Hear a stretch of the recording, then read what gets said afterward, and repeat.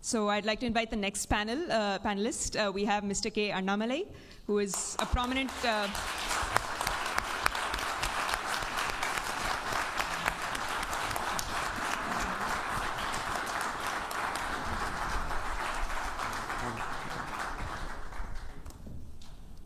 who's a prominent BJP party member, a Bharatiya Janata Party member, and a former president of BJP in Tamil Nadu. We have Mr. Ghanshyam Tiwari, who is the national spokesperson for the... So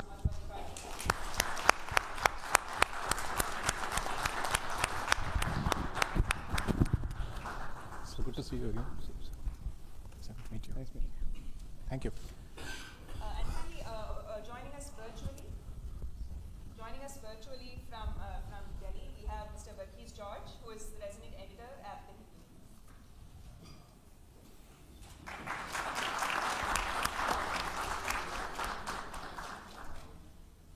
And I have the distinct honor of moderating this panel and look forward to hearing your insights.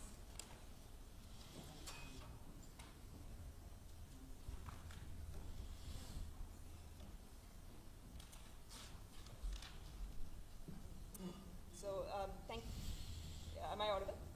Am I audible?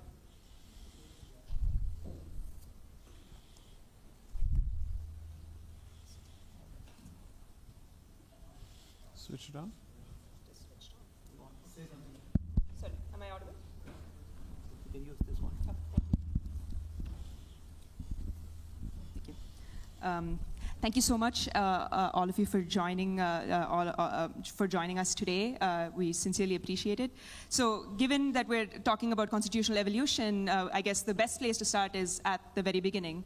So, we look at the Constitution. We see we, the people of India, having solemnly resolved to constitute India into a sovereign, socialist, secular, democratic republic, and to secure all its citizens justice. So, I will start with the first word there, so sovereign. And I think that's particularly relevant in the case of Pahalgam. I'd like to start with actually Verghese George ji. You have talked about Kashmir and the two kind of opposing views. So the broad question I'd like to ask the panelists is, how does the contest over Kashmir, thinking about the two different perspectives, kind of that Verghese George ji has, kind of Nehruvian secularism and kind of Hindutva civilizational claims, shape the understanding of constitutional sovereignty? And I'd like to hear Verghese George ji's work on that first. And yeah. Well, I think you've just jumped to a rather several years old an argument which I had made, which is essentially in one line. The argument is that the imagination about Kashmir in India's overall strategy has broadly can be viewed in two kind of visions, I would say. On the one hand, what I've called the Hindutva strategy, Kashmir is a kind of a last frontier which has to be integrated in a manner which consolidates nationhood, and that becomes the sort of a final frontier of a consolidation of India's nation-building project. So it is about the strength of the nation demonstrated in that manner. In a Nehruvian imagination, what I've called, Kashmir is kind of the crown of India's multi-religious nationalism, where the defeat of two-nation theory, the idea that India is a Hindu country and therefore the Muslims have no place, that was Jinnah's idea. That is a new, the two-nation theory, which the Pakistani army chief actually spoke about in a very controversial manner a week ago, almost as a prelude to what happened in Pahalgam. The notion that Hindus and Muslims are two nations that cannot be together, that is a two-nation. So in the Nehruvian vision, the fact that a Muslim majority state or region could be part of India and was part of India and will be part of India was the epitome of India's idea of being a multi-religious, multi-ethnic, pluralist nation. That is the argument that I made, if I recall correctly. But yeah, as I said, it's a few years old. Thank you. So I'd like to draw a little bit more on that. Jai Sai Deepak ji, you've done a lot of work about civilizational narratives. I'd like to hear, how do you see this shaping kind of our understanding of constitutional sovereignty, especially in the wakes of security challenges like we faced recently? So, if I have to weigh in on the question of, is there a conflict between the Nehruvian position as well as, and the civilizational position or the Hindutvaite position, there is a certain degree of conflict. The Nehruvian position starts off with a certain secularization or the negation of Bharat's civilizational history. And then it proceeds under the assumption that the history of Bharat is otherwise a clean slate, and therefore it proceeds to make the claim that all communities have always been indigenous to Bharat, or at least all worldviews and faith systems have been indigenous to Bharat.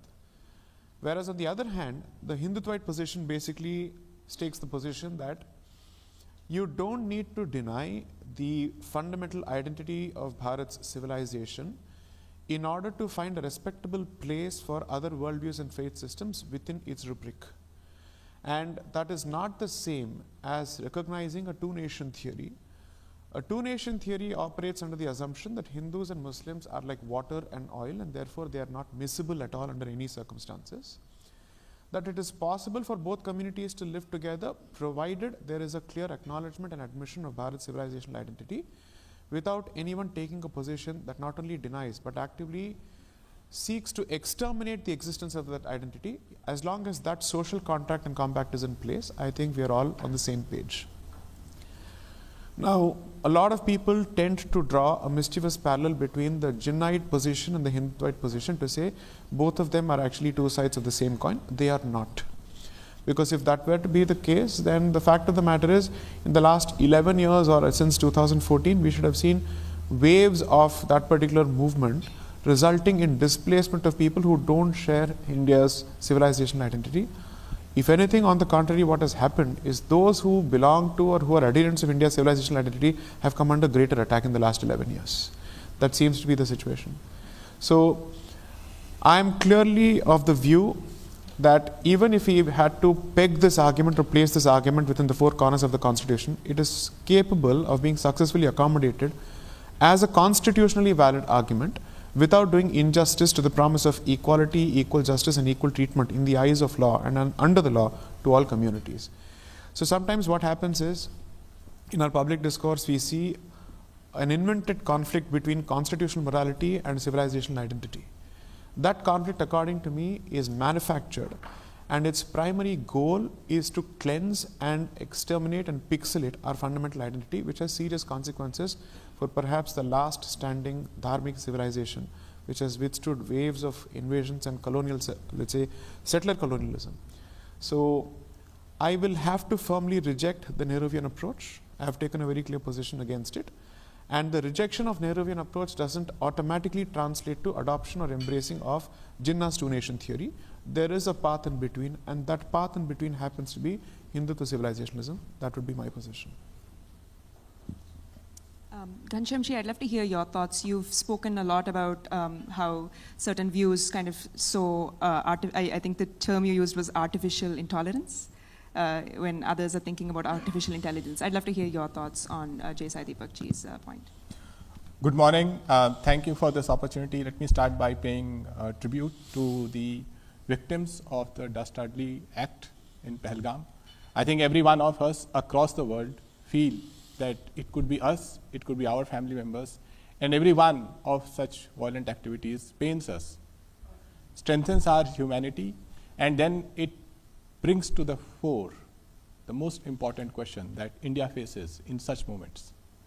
That is this a moment to rise as a nation together, or is this a moment to rise as a religion? Because religion is often pivoted as an anchor in such tragedies. As far as what respected Jai Sai Deepak ji said, I believe in facts, and in the world of artificial intelligence, that is going to be even more important. I cannot compare Nehru to a phantom or to a ghost.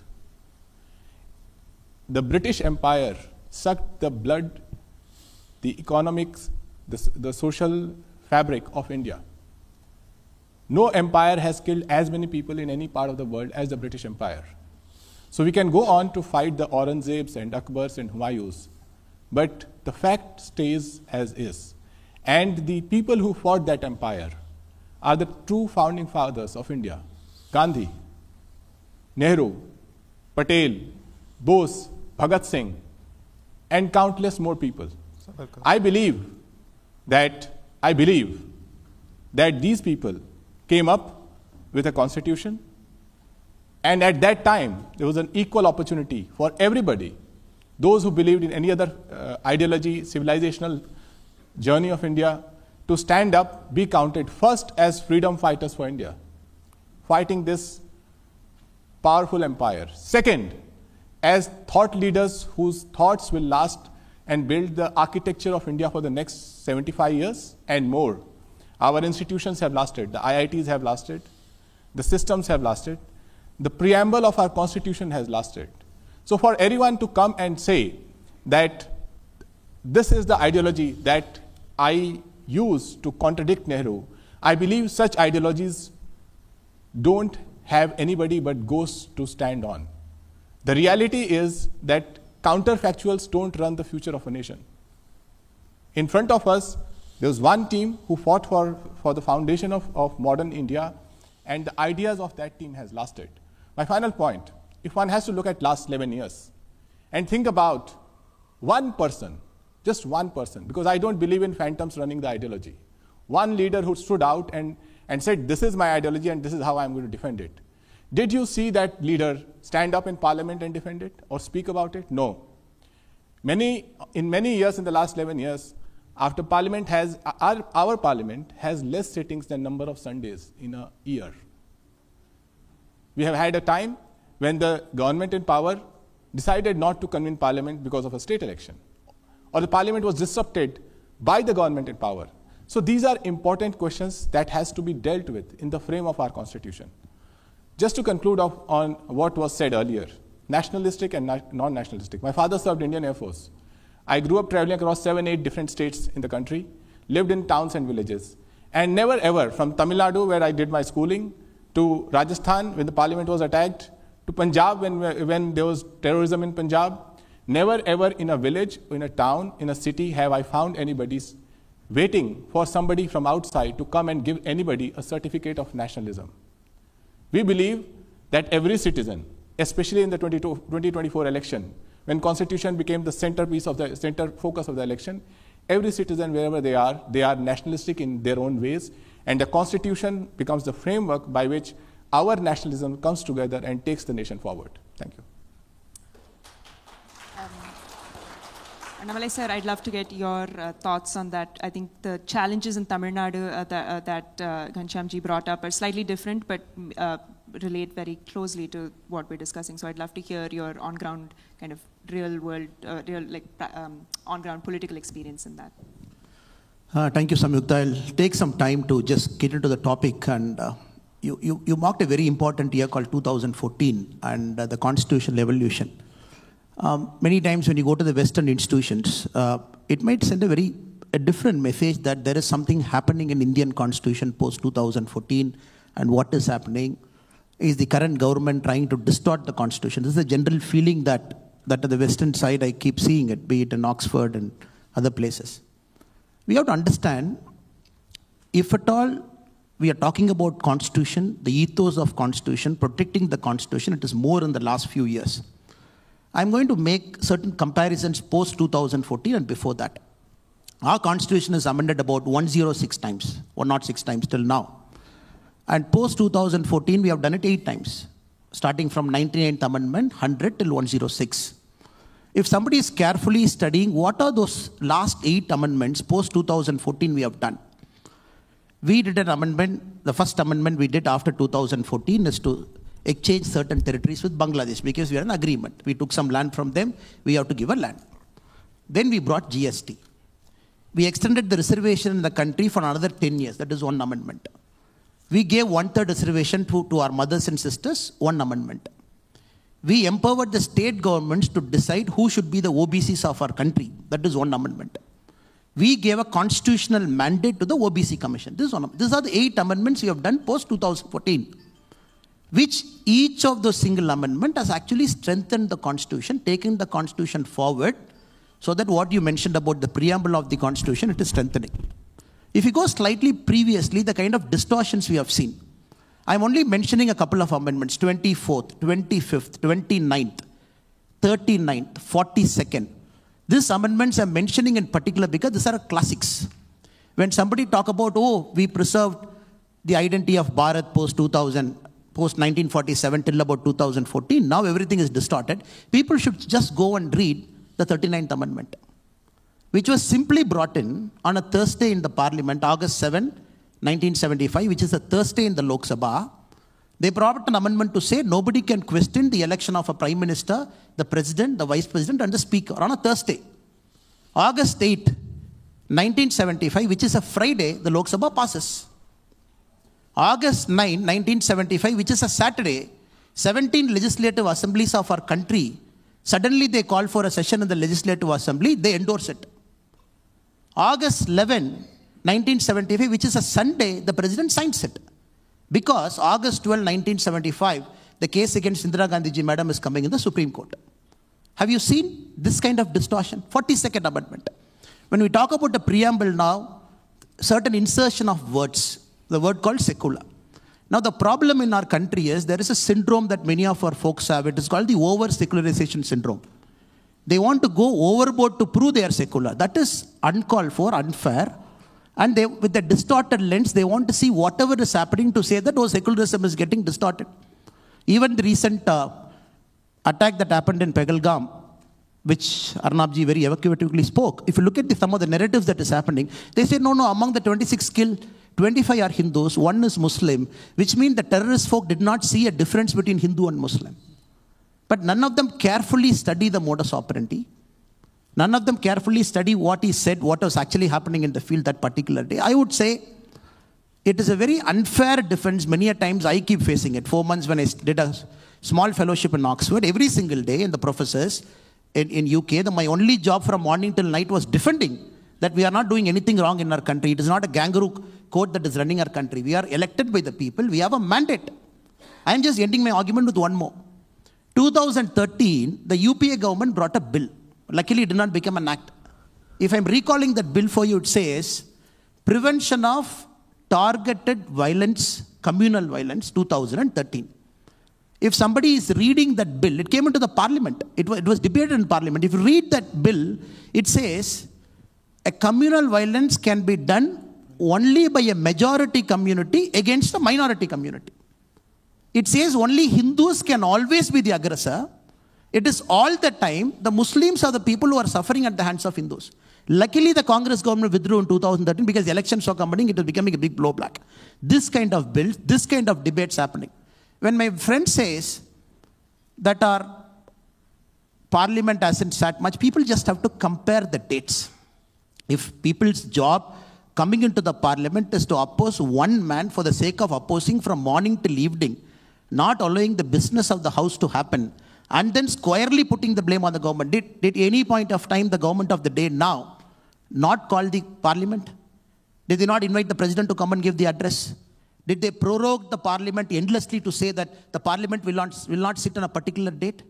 It is every elected person of this country has got a common wisdom to make sure the institutions of different government function normally. And that is very unfair. I'm very happy that you are starting this particular conclave with this topic, so that people should understand what happened for the last 250 years was like a speed bump, a roadblock. Now we are only trying to set things in right historical context, because in my table also you have mentioned Vikshit Bharat and the promise of a civilizational state. It is important that India should progress towards something called a civilizational state. And a lot of steps is happening in the last 11 years to make sure that is going to happen right in the times you are going to live. Thank you. Thank you.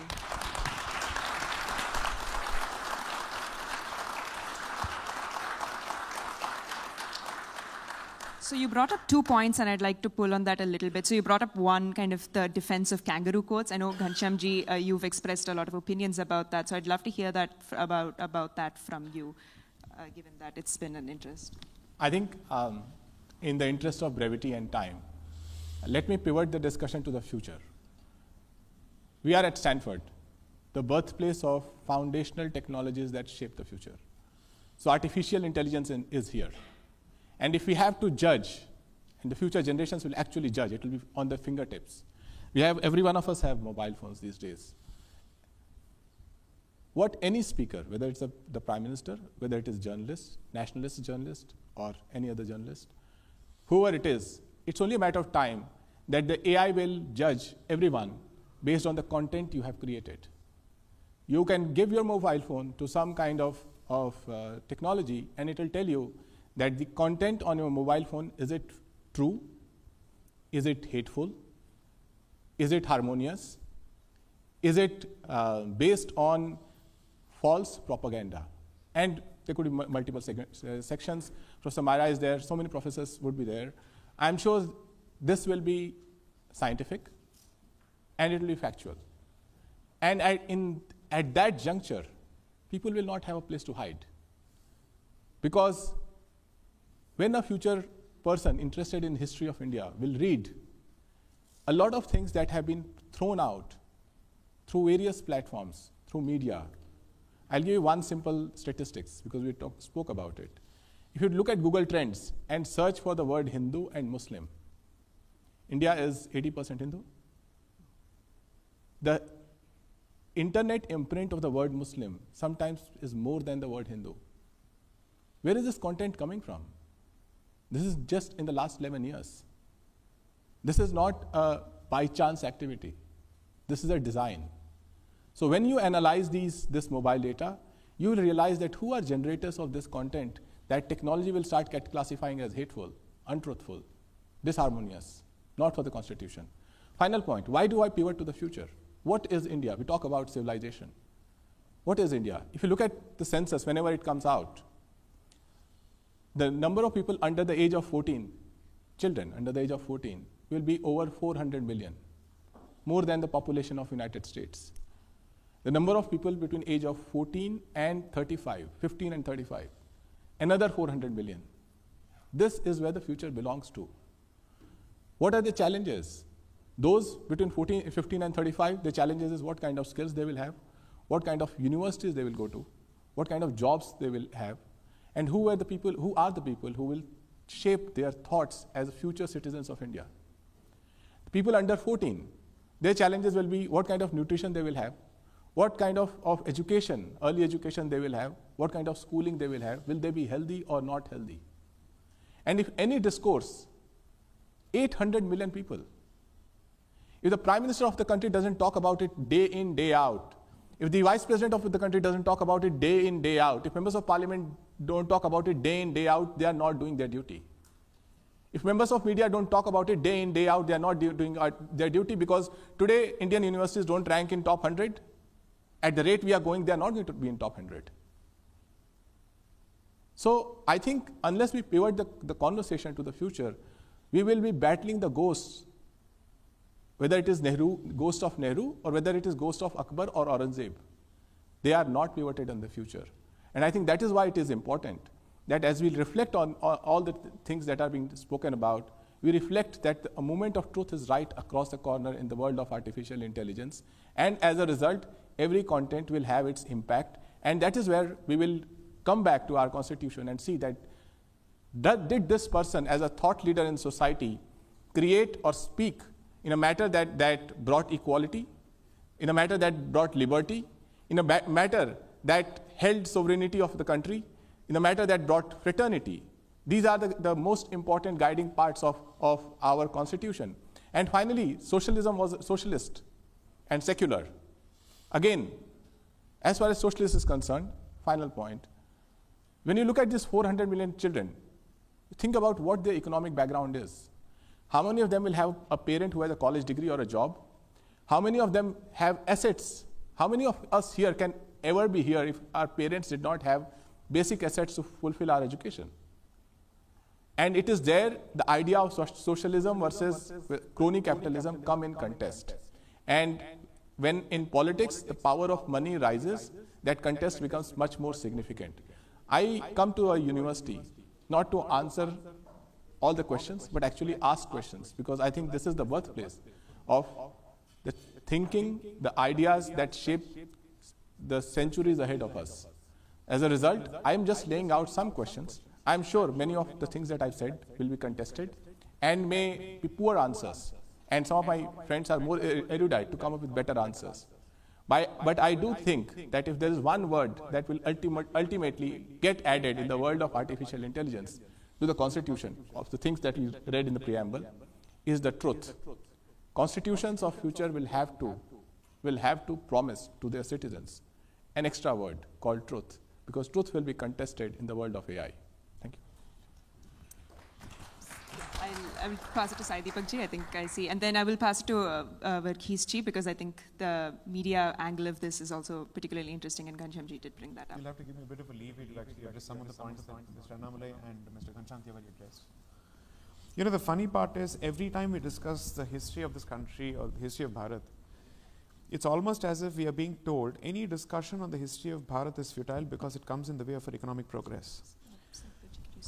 Because if you look at the most advanced nations in the country or the ones who are upwardly mobile, each one of them has managed to go down the highway of economic progress only after having resolved identity crisis. Whether it's China, Taiwan, Korea, Japan, whoever it may be. Unless and until you have a clear understanding of the self, for you to hope to actually hurtle down the path of, rush down the path of material progress, I think is a fundamental misunderstanding of human psychology. Second, I think it is a grave mistake and is a denial of the victimhood of Bharat when you actually say that the discussion about Aurangzeb is a discussion of ghosts and it is a discussion in phantomhood, for the simple reason that it's not about a person, it's about the continuity of the very same mindset that we saw in Pahalgam. The fact of the matter is, two-nation theory did not end or did not result or stop only in the creation of Pakistan and therefore East Pakistan and currently Bangladesh. It continues to play itself out, and who better than Kashmiri Pandits to actually vouch for it, that even after the amendment, not abrogation of Article 370, we continue to see that bloody two-nation theory play itself out on a daily basis. 3, this is something that's very crucial when somebody says that artificial intelligence will only look at truth, it will only look at facts. Whether it is a document or artificial intelligence, it depends on the kind of prejudices that people load that particular system with at the outset. It is the kind of biases that people load it with. Artificial intelligence in itself is not the touchstone of truth. The fact that it is capable of fabricating truth, I think, is playing itself out on a daily basis. So let's be clear that whether it is a document such as the Constitution or artificial intelligence, it is capable of being fed a certain, let's say, worldview which loads the dice against others. Okay, now let's come to the question of truth, equality. Is a discussion on Article 370, which gives equal rights to everyone to become citizens of the state of Jammu and Kashmir, a discussion on equality or inequality? Is a discussion on giving fair treatment to the Dalits of Kashmir a discussion of equality or inequality? Is the abrogation of Article 35A, which resulted in mass discrimination of both women as well as Dalits in Kashmir, is it a discussion on equality or inequality? After close to 400 years of contestation, if one piece of religious worship is finally given to a particular community, that to a majority community, after 3 rounds of battles in the Supreme Court and the High Court and other places, tell me what does it say about the constitutional security of this country? 3, why is it that a discussion on uniformity in secular civil laws, how is that unequal, how is that unfair? Which of these conversations results in inequality? And how is it that the ones who take a position against Uniform Civil Code, against the amendment to 370, against a judgment of the Constitution Bench of the Supreme Court on Ram Janmabhoomi, how do they get to hold forth on equality and fairness, while the rest of us who are batting for it are somehow seen as purveyors of inequality and unfairness? 3, and I think this is extremely crucial, please understand. The fact of the matter is, there is a serious contestation with respect to Bharat's pre-independent history as well as post-independent history, and especially on the constitutional history, because Mr. Annamalai gave a couple of examples. I'll just give one example and close it with that. What is the First Amendment of the American Constitution? It is meant to be a pro-free speech amendment. The Second Amendment speaks of gun control. It speaks of right to bear arms. Do you know what is the First Amendment of the Indian Constitution? It is the truncation of free speech, not expansion of free speech. And exactly how did this happen? Because we are constantly being told that someone built this, someone built that. So let me exactly contribute to this particular conversation on how they truncated free speech in this country, in Bharat. The original restrictions on free speech were very narrow under Article 19 as it existed, Article 19(2) of the Constitution as it existed in the 1950 version. Now, the fount of all that is good and great with Bharat, Sri Pandit Nehru, was embarking on a journey of land reform laws, which was met with stiff opposition by the communists of his period, who said what you're doing is not right, it is not constitutional, and it is elitist. And they were writing tomes and tomes of articles criticizing his land reform initiatives across the board. One of them was Romesh Thapar, a communist. And why is this important? Romesh Thapar versus Union of India is the very first judgment that you will read on free speech. So what did Sri Nehru do? All his land reform initiatives were put in a particular schedule of the Constitution, the 9th schedule, and 9th schedule, any law that is placed in the 9th schedule is rendered immune from a constitutional challenge before any court. That was the first promulgation. The second thing that was done was to expand the scope of restrictions on free speech by making it as vague and broad as possible. Now, the person who aided him and who was the lawyer of the government at that point, the law minister, was Dr. Ambedkar, who aided Mr. Nehru's initiatives in expanding the scope of limitations on free speech. And till date, unfortunately, nobody has brought or dragged the First Amendment to the Indian Constitution to the court, challenging its own constitutionality, saying, how did this even happen in the first place? So to actually hold forth on how they have built institutions, if somebody has a problem with the extent and the state of free speech in Bharat today, then go back to the prime mover, the root cause, the first cause of all that is great and good with Bharat, Sri Nehru. This is the reality of it. The reason why the word secular was even kept outside the purvey of our preamble when the framers of the Constitution, we don't have a founding father, we have founding fathers and mothers. That is the egalitarianism of the Indian Constitution. They said secularism is a word that is capable of multiple interpretations, some of which are rank mischievous. So keep it out. It was brought in during the emergency surreptitiously, and ask yourself whether the mischief that was anticipated stands validated today on a daily basis when secularism becomes the touchstone of every policy. So I must say that please never approach constitutionalism or artificial intelligence with blinkers on as if it is free of any kind of biases or it is fundamentally neutral at the outset. It is a document, it is a man-made document, it is a man-made system. It is therefore informed by the biases of the people who create it. Finally, I'd only want to say this. The fact of the matter is, in the last 11 years, as much as I have a lot to say in terms of criticism of the current dispensation at the center, I will be the first person to say it is this dispensation that has managed to finally shape the world's positive attitude towards Bharat after decades of being associated with snake charmership. The fact of the matter is that the Indian passport today carries a lot more value since 2014 as it did before, than it did before. 3, people must constantly speak of equality, people must constantly speak of development. The fact of the matter is a politician must not just speak, the politician must do and act.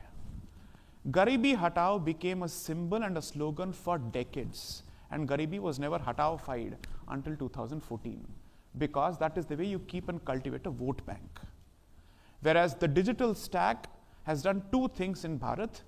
It has broken the notion that access to digital technologies must be limited only to elite spaces.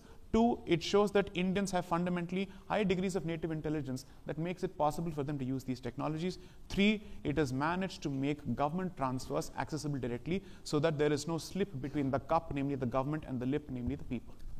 Now tell me who's done more as opposed to speaking more. I'll leave it to the audience to decide.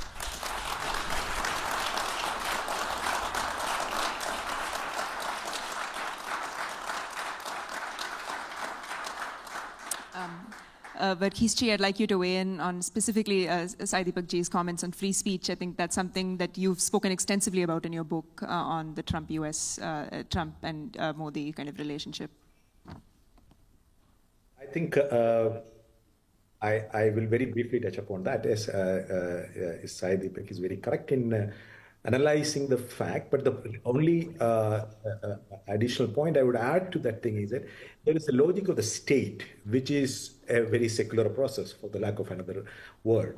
The logic of the state is that the state wants to control what is said, what is not said, what is censored, and what is propagated. So what is the syllabus? What is the national media?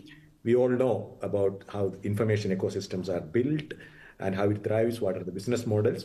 Therefore, yes, the state actually interferes in what is legitimate speech and what is legitimate politics. In fact, I had argued elsewhere that there is politics that is extraordinary and there is ordinary politics. Extraordinary politics is what creates or what dismantles existing order and establishes a new order. The creation of a constitution is through extraordinary politics. When the adoption of the constitution, Dr. Ambedkar says civil disobedience was good until today. But now that we have a constitution that is we have given to ourselves, we the people, the sovereign, has acted and we given to ourselves, there is no longer do you have the liberty of civil disobedience. That should be junked. That should not be a legitimate way of doing politics. This is how India's constitutional history begins. In the very quick minutes that we have before this session concludes, I really want to touch upon the original theme of the session, that is the evolution of the Indian Constitution and what actually happens in 2014. So you have to note one thing. So everybody, the BJP, the Congress, all the entire spectrum of Indian politicians and politics, they are actually united in one argument, that everybody says that they are on the side of the Constitution. You would be familiar, living in the United States, you would be very familiar with that argument, both the Democrats and the Republicans. Donald Trump and his critics, all of them say, we are the real guardians of the US Constitution. All politicians in India today claim that they are the real guardians of Indian Constitution. When you go all the way back to the 1950s, pretty much nobody accepted Indian Constitution. That's reality. Though we celebrated, everybody had something to say critical about the Constitution. The Marxists had one view, the Janasangh had a different view, the Congress itself, Nehru himself, Ambedkar himself would be looking at the Constitution, the freshly made Constitution, and looking for reasons or things that they thought were inadequately drafted or required amendment, and that is the whole thing began. But now everybody swears by Constitution. But in the interim, we have at least 3 occasions when insurrections actually challenge the constitutional order and try to rebuild what is order. One was the JP movement, the second was Ayodhya movement, and the third, Ayodhya movement, and particularly the demolition of the Babri Masjid, and third was Anna Hazare movement. All these 3 phases in India's political evolution actually challenge the existing constitutional order and try to bring in a new order. I would say 2014 was the culmination in a way of restructuring the order. In fact, if you go back and actually listen to the speeches made at the inauguration of the Ram Janmabhoomi temple in early 2014, the Uttar Pradesh Chief Minister actually says the singularity of that moment. This is a moment that we had waited for hundreds of years. So there is a singularity of time and there is a singularity of the place. So a new order is being created. So what does a new order mean? There is a different way in which we define we the people. In fact, there is a very interesting segment in the Supreme Court judgment. So this is not only the BJP or the political process alone. In fact, it's also through judicial interpretation. When you look at the Supreme Court judgment on Article 370, what it actually interprets we the people.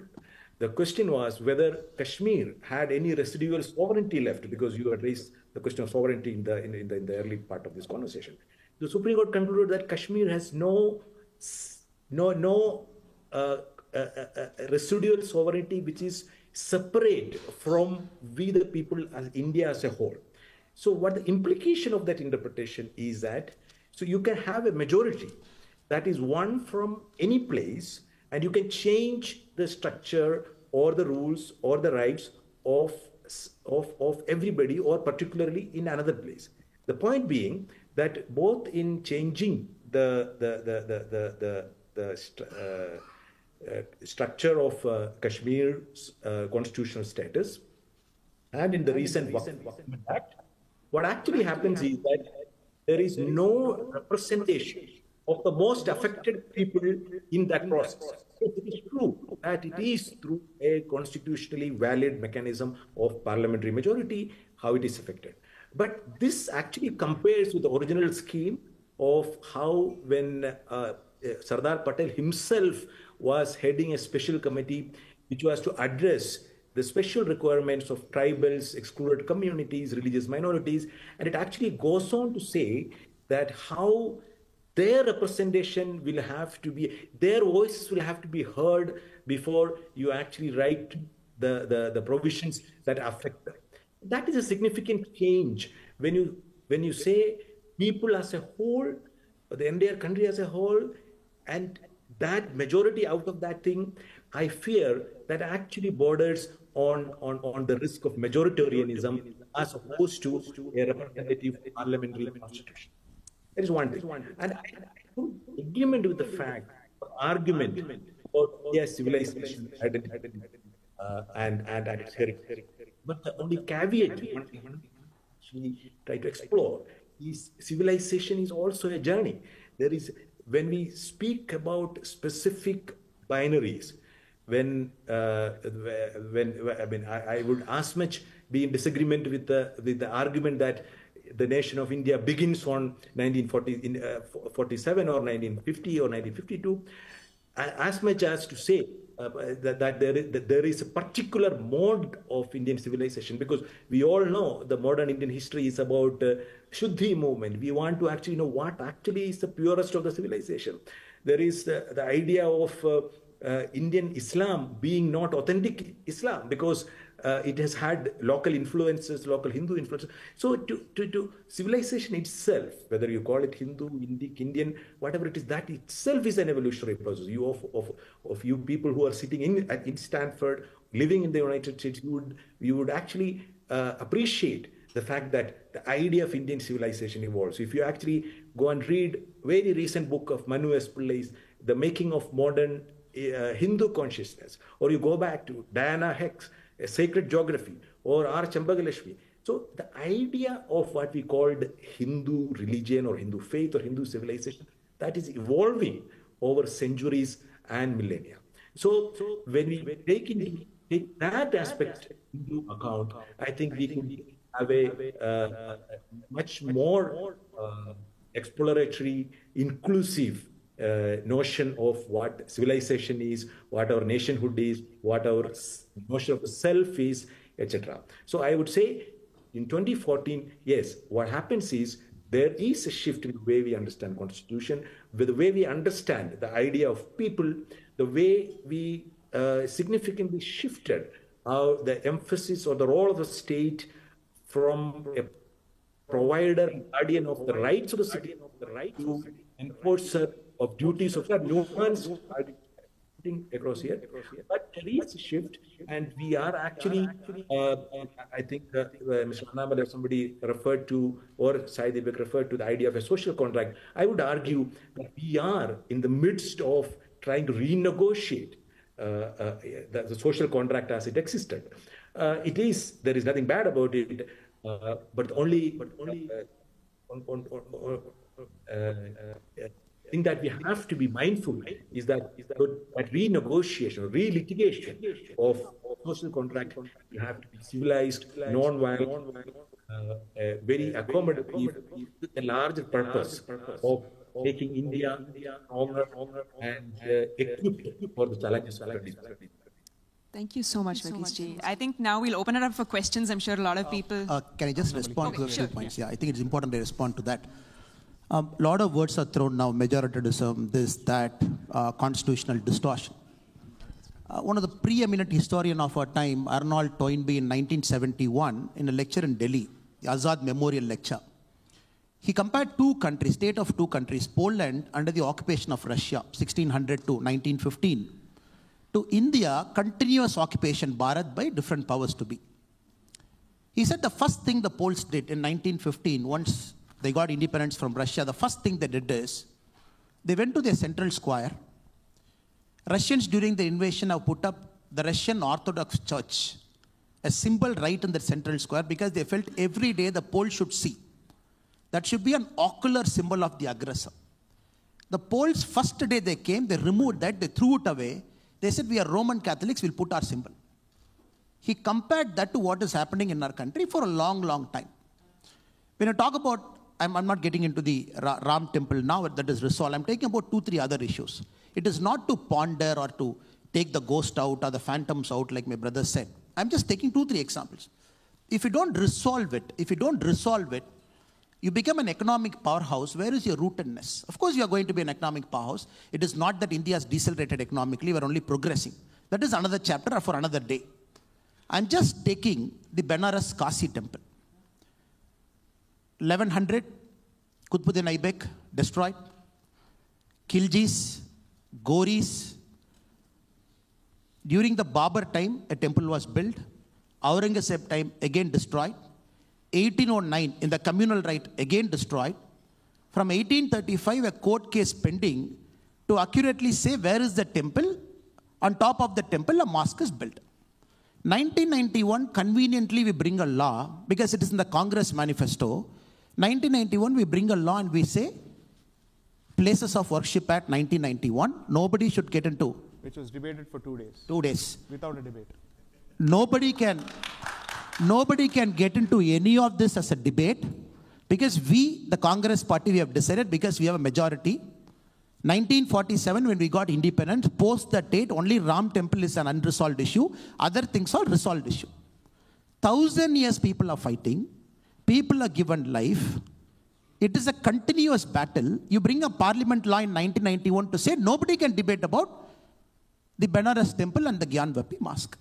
When suddenly, when people want to talk about it, we are called as Hindutvaist, majoritarianism, and we are trying to distort the constitution. That is very unfair. Without resolving, you as a country, how are you going to move forward? Now, Mr. Chandrachud, the previous Chief Justice of our country, in one of his last judgment, he said, yes, right. We have to reopen and see the character of the mosque, whether a temple pre-existed. I think it is important now as a country, we get into a lot of these unresolved issues and start resolving in a peaceful way, in a sense of brotherhood, in a sense of fraternity, in a sense of respectfulness for all the community. There cannot be one single community which says that, no, we are the sole guardians of secularism in our country. In our country, Samyukta, you should be knowing this. There are 13,764 minority institutions. 13,764. The Constitution gives them a mandate. In this 13,764 minority institutions, no reservation is applied. But in Tamil Nadu, the state in which I belong to, 478,000 acre of temple land is under government control. If I question that, they will say you're against the Constitution. But nobody will talk about 13,000 and not minority institutions where no reservation is applied. We accept it, fine. It's a Supreme Court judgment. But all over our country, 7.5 lakh acre of land is occupied by governments, temple lands. And how are you going to resolve it? Again, I'm coming to the Waqf issue. When you want to talk about Waqf, a lot of our friends will say, no, why are you opening a Pandora's box? Till 2013, you had 18 lakh acres under the Waqf management. Last 10 years, 21 lakh acres got added. Last 10 years. 39 lakh acres under the Waqf board. That too from 2013, you're talking of Waqf by user. Anybody can come and say, this is my land. The temple lands are classified as Waqf land. Last 10 years, we have added 21 lakh acres. What stops you and me, the people of our country, from bringing a law in the parliament to clarify how a land should be classified as Waqf? Again, if you do this, people call majoritarian. No, since you are in power, you are using a majority brute force. If you want to use the majority brute force, we might not have waited for the Supreme Court judgment. You would have brought something called a Ram Temple Act in the parliament and built a Ram Temple. Why did we wait for the Supreme Court to resolve it? That is a sign of maturity, a wisdom of a country. The same way, unless you don't resolve the Madura, unless you don't resolve the Benares, unless you don't resolve all this, like my brother said, the ghost will be hiding under his bedroom, under his bathroom. One day the ghost is going to come out. It is better you allow all the ghosts and phantoms to come out now. Resolve it. Once for all, you clean your slate and then you move forward. Okay, I really apologize. We do need to, we'll take one question because I know people really want to. I'm going to leave it to Gauri because I'm not. Okay, go ahead. There are a lot of people. Hello, namaste. My name is Sparsh. So just to point specifically to the 2024 election. So in the run-up to that, we had the campaign by the BJP-led government where we were paving a way for Viksit Bharat. And we had PM Modi come on multiple occasions saying we want to pave a way for Bharat that is strong and like well developed by year 2047. On the other hand, we had a very dangerous game being played by the opposition, Congress-led alliance, where they were sort of forming a caste-based narrative and saying we should have caste-based reservation, we should drive forward for a caste census and so on.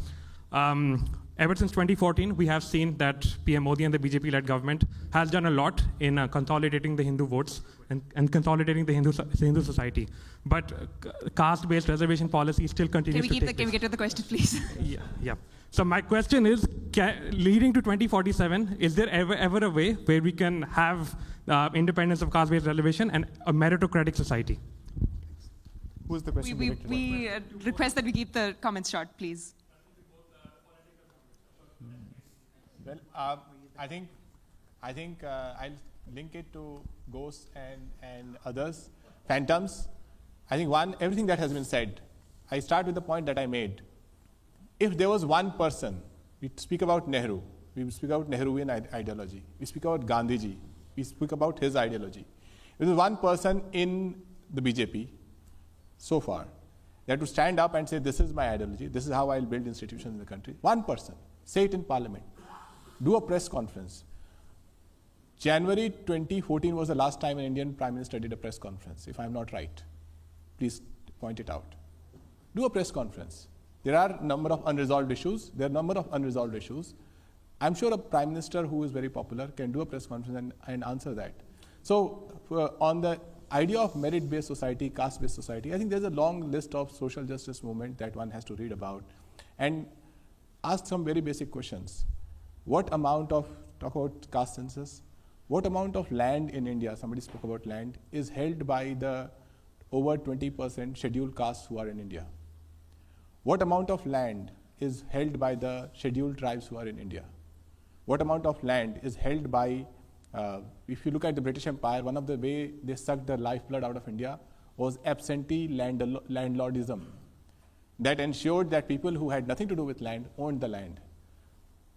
That is one way India will be destroyed, if people who don't use the land for the right purpose own the land. So this is an extensive topic. I just want to say that finally, whenever a Prime Minister is elected, a new parliament is elected, we are like batsmen.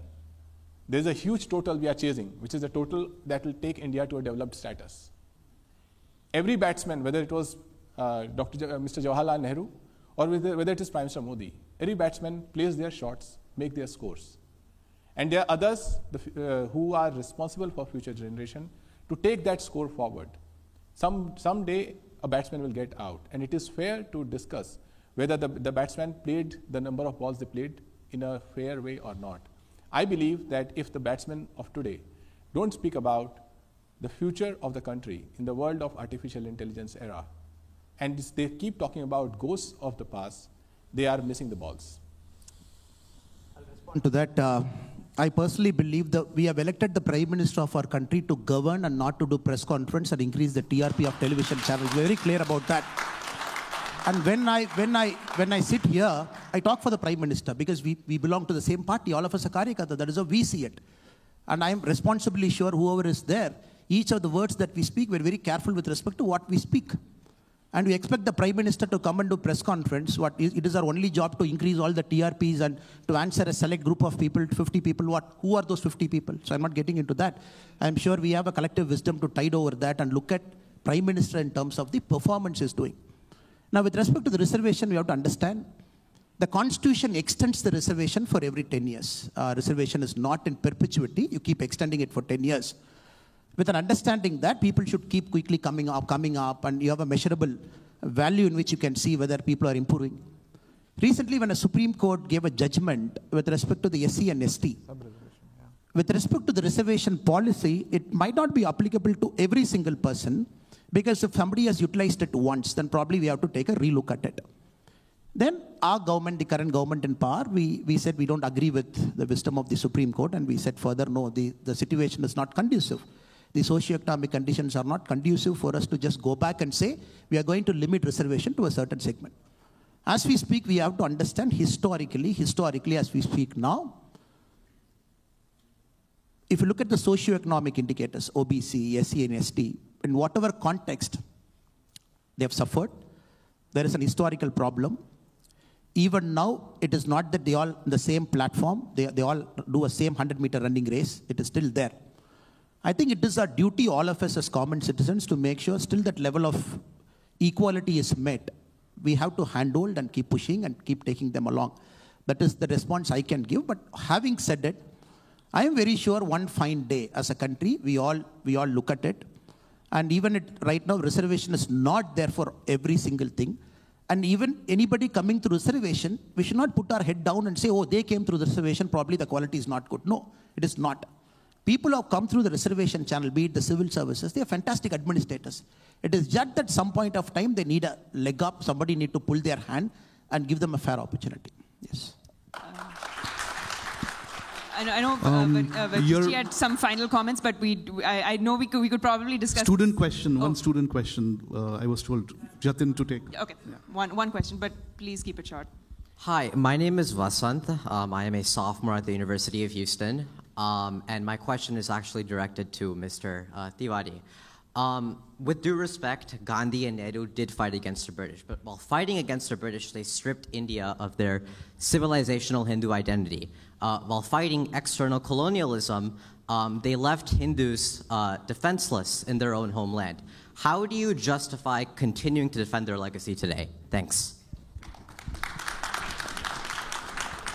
The greatest civilizational battle that India has fought, we as Indians, our forefathers fought, obviously is against the one who dealt the most bloody blows on India, economically, socially, the thought of India, and that were the British. And the people who fought them successfully, I will always see them as heroes. Do not forget that there was a parallel organization who stood shoulder to shoulder with the British, did not fight them. And when Gandhi was assassinated by one of their own, they distributed sweets. They celebrated. They ensured, they were accused in the court as a co-conspirator. Sardar Patel banned them. So to go back, as I said, counterfactuals don't run the nation's future. Anyone could have been there and stood up and become the hero, founding father of a modern India. But Gandhi did, Nehru did.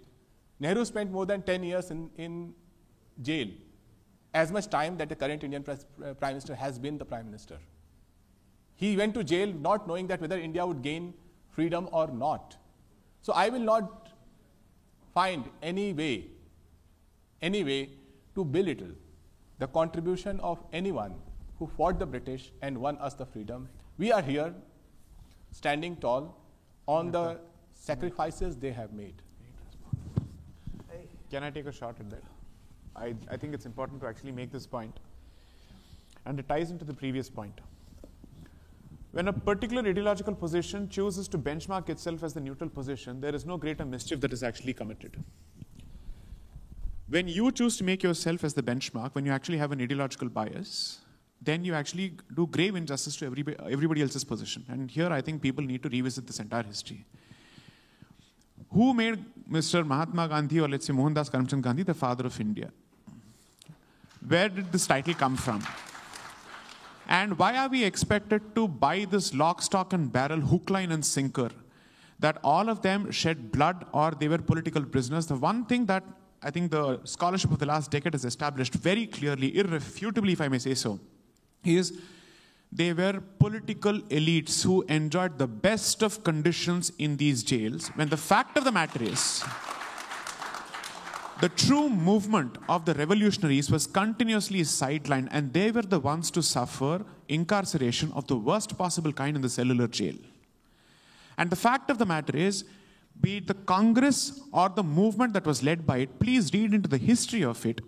They started off by clearly saying that they only wanted the dominion status within the British Empire. That was the stated position until the revolutionaries said, this cannot be the position, we want Purna Swaraj, complete independence.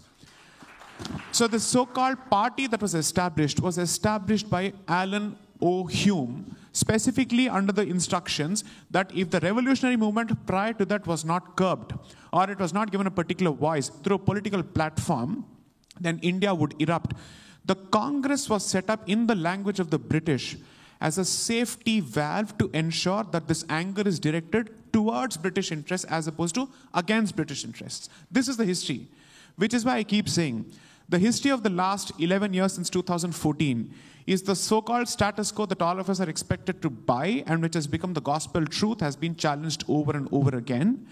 And we are the ones who are trying to exercise free speech, dissenting against an established narrative, and we are the ones who are called fascists. That is the so-called hypocrisy of the ongoing public discourse. Unfortunately, it just so happens that certain Western publications are in cahoots with the establishment when it comes to pushing this narrative over and over again, as opposed to giving us dissenters a platform and a space to explain what is the true nature of it. To put it in the language of, let's say, certain popular movements here, we are the true indigenous voices. We are finally getting to tell our story. Let us tell our story. Samyukta, I'll just take a minute to respond. Now, who banned RSS? The government of the day. The government bans it. Because Nehruji, if anybody had the opportunity to read the will of Mr. Pandit Jawaharlal Nehru, the last will, he says, I should not be given a Hindu religious ceremony when I die. This is Mr. Nehru. When Rajendra Prasad ji wanted to go and attend the ceremony in Somnath, the Kumbhabhisheka that is happening, the Prime Minister of our country said, this is called Hindu revivalism. How can the President go and attend? I'm just putting things in context. Even today, our government can ban Congress Sevadal and say it is anti-national. Anybody in the government can do that. Just sense of whitewashing history and the Congress banning RSS multiple times and saying that, oh, they're banned. Which court has convicted them? Which court has said that they are involved in the assassination of the great Mahatma Gandhi ji? And I think we have to move beyond it and still taking recourse to whatever has happened. This false truth, this pseudo-truth, and trying to spin this argument out of this again and again and again. That is the problem. From 2014, we are trying our best as a country to address it, to move away from this half-truth and pseudo-truth and false truth so that we get a sense of history. I'm sure the students at Stanford, by scheduling this topic early in the morning, you're clearly showing that you want to read, understand, make your own mind. Mohandas Paiji is sitting here from his own state. One of the greatest preeminent, the current writer, Mr. Bhairappa is there, historian. Somebody has got time, please read his foreword. He has written to Vikram Sampath's Tipu Sultan book. Just read his foreword. He says, I worked in the education department for a long time. When they want to even do some minor alteration to the history of Tipu Sultan, the education secretary used to ban saying, why do you want to do it? We have a certain sense of history that from 1947, let us continue. Why do you want to bring new things into Indian history? That is the problem. That is why Mr. Sai Deepakar, Vikram Sampath and others, they're trying to tell a story that is true, that is original, that got distorted for a long time from 1947. Let us respect those voices also. I'm not taking offense to my brother. That voice is important.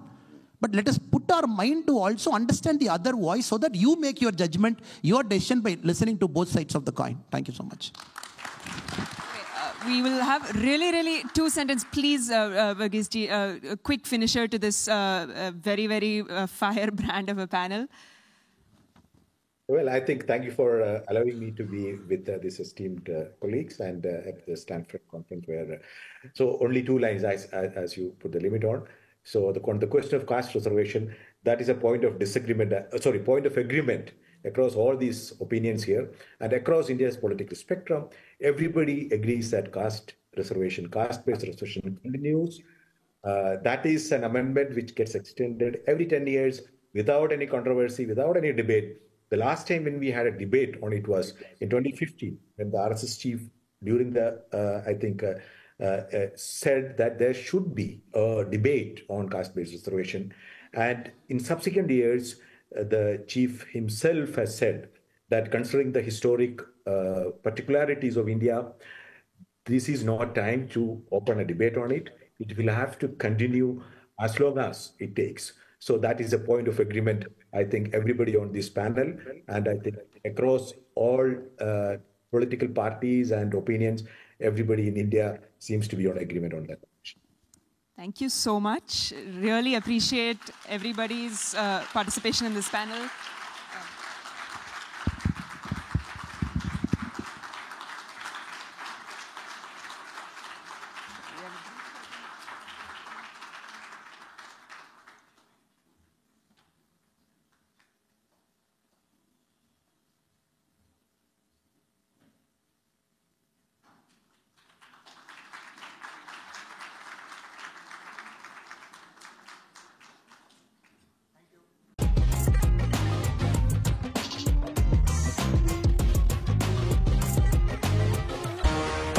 தப்பாதுடா சிங்க இது சிக்காதுடா சுத்து போட்டு நிக்காதடா சூற விட்டா தாங்காதுடா சிவண்டா சிவண்டா சிவண்டா எதுக்க எவண்டா எவண்டா எவண்டா